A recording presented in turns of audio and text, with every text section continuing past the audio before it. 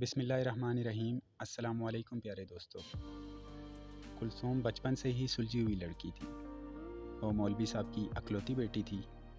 جب وہ جوان ہوئی تو اس کی خوبصورتی کے چرچے پورے گاؤں میں ہونے لگے۔ ایک رئیس کا بیٹا اس پر اپنا دل ہار بیٹھا۔ وہ خود ایسی محفلوں کی زینت بنتا تھا جہاں شراب نوشی عام تھی اور اس کے عورتوں کے ساتھ ناجائز تعلقات تھے۔ جب اس سے اس کے دوست نے پوچھا کہ تم تو ایک رنگین مزاج آدمی ہو، پھر تجھے امام مسجد کی بیٹی ہی کیوں پسند آئی؟ اس نے جواب دیا، یہ سب چیزیں تو میں دل بہلانے کے لیے کرتا ہوں، مگر ان کو میں اپنے گھر کی زینت نہیں بنا سکتا۔ اس کے دوست نے کہا کہ اگر تم اس لڑکی کو اپنانا چاہتے ہو تو تمہیں یہ سب کچھ چھوڑنا پڑے گا۔ یہ سن کر رئیس کے بیٹے کو غصہ آ گیا۔ اس نے اپنے دوست سے کہا کہ میرے معاملات میں بولنے کی کوئی ضرورت نہیں، میں وہی کروں گا جو میرا دل کرے گا۔ رئیس کا دوست اسی کے خرچے پر پل رہا تھا۔ اس نے سوچا کہ یہ تو عقل کا اندھا ہے، اگر میں اسے ناراض کر بیٹھا تو میرا خرچہ پانی بند ہو جائے گا۔ اس نے رئیس کے بیٹے سے کہا کہ یار، میں تو مذاق کر رہا تھا، تم بالکل ٹھیک بات کہہ رہے ہو۔ رئیس کے بیٹے نے اپنی ماں کو امام مسجد کے گھر بھیجا تاکہ وہ اس کے رشتے کی بات کر سکیں۔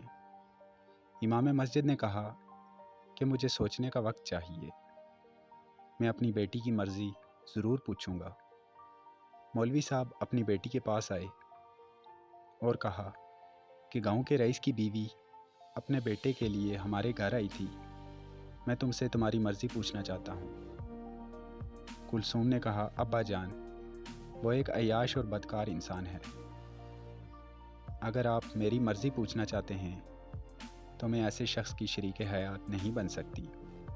مولوی صاحب نے کہا کہ بیٹی، تم نے میرے دل کی باتیں کر ڈالی، مجھے بھی وہ آدمی پسند نہیں ہے، میں بس یہ دیکھنا چاہ رہا تھا کہ تم کون سا فیصلہ کرتی ہو۔ کچھ دن بعد رئیس کے بیٹے نے اپنی ماں کو دوبارہ مولوی صاحب کے گھر بھیجا۔ مولوی صاحب نے صاف انکار کر دیا۔ اس کی ماں واپس گھر لوٹ گئی اور اپنے بیٹے کو سب بتا دیا۔ رئیس کا بیٹا غصے سے پاگل ہو گیا۔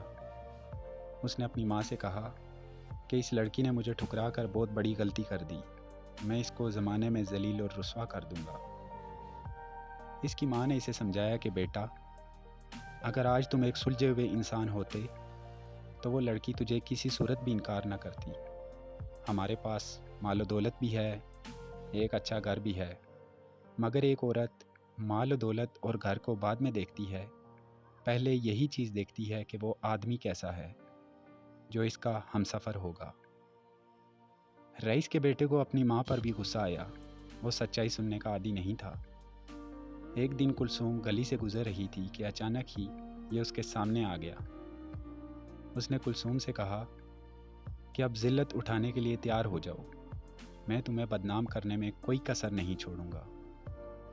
کلثوم نے کہا کہ عزت اور ذلت خدا کے ہاتھ میں ہے، اگر وہ کسی کو ذلیل کرنا چاہیں تو کوئی اسے معزز نہیں بنا سکتا، اور اگر وہ کسی کی عزت کی حفاظت کرنا چاہے تو کوئی دوسرا اسے ذلیل نہیں کر سکتا۔ یہ کہہ کر کلثوم چلی گئی، مگر رئیس کا بیٹا اب کلثوم کو بدنام کرنے کے منصوبے سوچنے لگا۔ وہ کلثوم کو ذلیل کرنے کے لیے عجیب و غریب منصوبہ بناتا رہا۔ کبھی وہ خود سے خط لکھ کر یہ مشہور کر دیتا کہ یہ کلثوم نے مجھے خط بھیجے ہیں، کبھی وہ کلثوم پر جھوٹے الزام لگاتا کہ وہ رات کو اکیلے میں مجھ سے ملنے آتی ہے۔ اس نے جو ممکن تھا اس نے کیا، مگر گاؤں کے سب لوگ جانتے تھے کہ یہ صرف الزامات ہیں، ان کا حقیقت سے کوئی تعلق نہیں۔ ایک دن مولوی صاحب اپنے چچا زاد بھائی کے بیٹے کی شادی میں شرکت کے لیے دوسرے گاؤں گئے۔ کلثوم اور اس کی ماں بھی مولوی صاحب کے ساتھ ہی تھے۔ ایک ہفتے بعد مولوی صاحب کا خاندان واپس آیا تو کلثوم کو پیٹ میں ہلکا سا درد محسوس ہوا۔ مولوی صاحب گاؤں کے ایک حکیم کے پاس گئے تو اس نے کچھ ادویات دے دی اور مولوی صاحب کو تسلی دی کہ آپ کی بیٹی جلد ٹھیک ہو جائے گی۔ 5 مہینے بعد کلثوم کو دوبارہ درد ہوا۔ اس دفعہ بہت شدید درد تھا، جس کی وجہ سے کلثوم بے ہوش ہو گئی۔ کلثوم کا پیٹ پھول چکا تھا۔ مولوی صاحب کلثوم کو دوبارہ حکیم کے پاس لے گئے تو حکیم صاحب نے دعویٰ کر دیا کہ کلثوم حاملہ ہو چکی ہے، کیونکہ پیٹ کے اندر بچہ حرکت کرتے دکھائی دیتا ہے۔ یہ وہ دور تھا جس دور میں الٹرا ساؤنڈ اور ایکس رے کی سہولت موجود نہیں تھی۔ مولوی صاحب شرم سے پانی پانی ہو گئے اور کلثوم کو ساتھ لے کر گھر روانہ ہوئے۔ رئیس کا بیٹا حکیم کے پاس آیا اور اس سے دریافت کیا کہ مولوی صاحب کی بیٹی کو کیا تکلیف ہے۔ حکیم نے رئیس کے بیٹے کو سب بتا دیا۔ رئیس کے بیٹے کی خوشی کی انتہا نہ رہی۔ وہ تو اسی موقع کی تلاش میں تھا کہ کسی طرح کلثوم کو بدنام کیا جا سکے۔ اس کے دماغ میں ایک شیطانی ترکیب آئی۔ اس نے ایک میراثی کو بہت سارے پیسے دیے اور کہا کہ پورے گاؤں میں یہ مشہور کر دو کہ یہ مولوی صاحب کی بیٹی بغیر نکاح کے ہی بچے کی ماں بننے والی ہے۔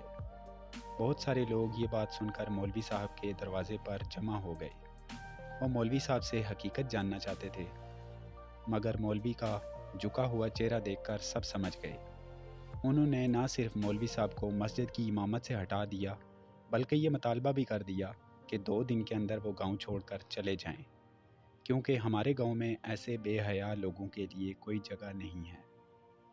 کلثوم اپنی ماں کے سامنے قسمیں اٹھا کر یہی کہتی رہی کہ مجھے کسی نامحرم نے ہاتھ تک نہیں لگایا۔ مولوی صاحب تلوار لے کر آئے اور کلثوم کا سر قلم کرنا چاہا، مگر اس کی ماں سامنے آ گئی۔ اس نے کہا کہ میں یہ ثابت کر دوں گی کہ میری بیٹی بے قصور ہے۔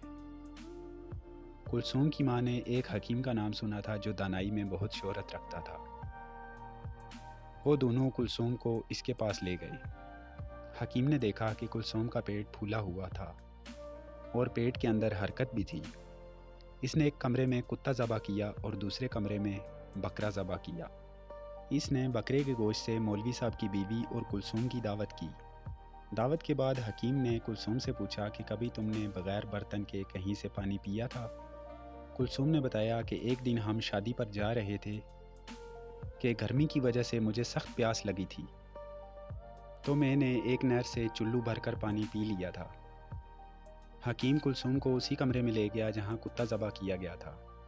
کلثوم نے کراہت بھرے لہجے میں کہا کہ کتے کو کس لیے ذبح کیا گیا؟ حکیم نے کہا کہ تمہارا علاج اسی وقت ممکن تھا جب تم کو کتے کا گوشت کھلایا جاتا۔